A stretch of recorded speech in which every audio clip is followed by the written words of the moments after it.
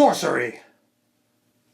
No, that was not sorcery. That was the Polymath by Andee Blacksugar.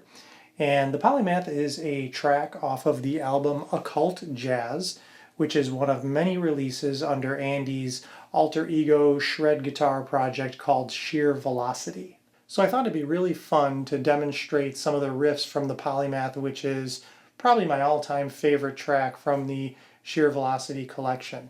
So to demonstrate this, I just programmed like 30 seconds of the drum beat that I could play over, but just kept it really stark so you could really hear the guitar riffs coming through. So I will go ahead and play this at tempo with on-screen tab, and then I will also demonstrate it slowly.